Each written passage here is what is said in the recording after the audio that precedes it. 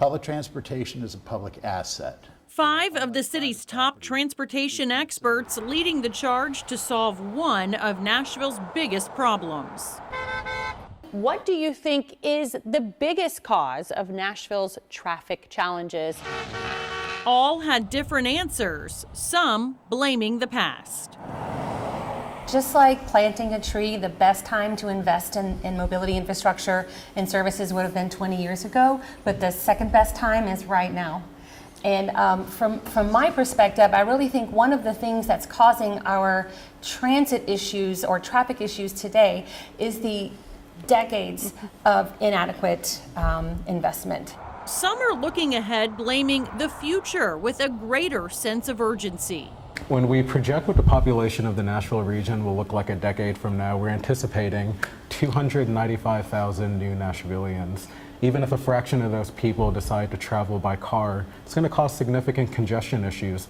According to panelist Steve Bland, CEO of WeGo, 30,000 people rely on WeGo public transit, mostly bus services, every single day.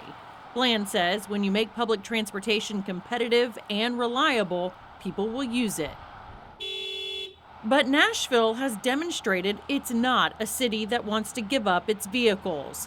So how do you alleviate all of the bottleneck congestion and backups that come with Nashville's exploding population growth? When we built a list of projects. Sabrina Sussman, Chief Program Officer for the city's Choose How You Move transportation plan, says first things first.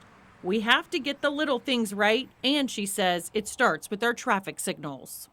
And here in Nashville, the last time we invested in our traffic signals was 60 years ago. There is a huge gap of technology innovation that we haven't applied.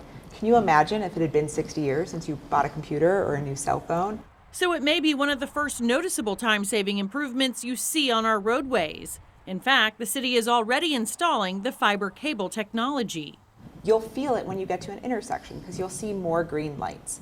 While that may increase some efficiency, the growing population is still a variable that needs to be addressed. I'm not sure how people will take this, but I used to say a thing when people would ask me about traffic in a speech, and I'd say, remember, you're not sitting in traffic, you are traffic.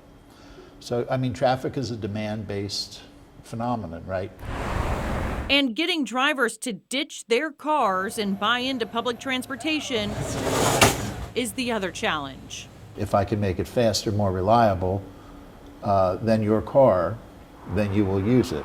If and when Nashville can achieve that remains to be seen.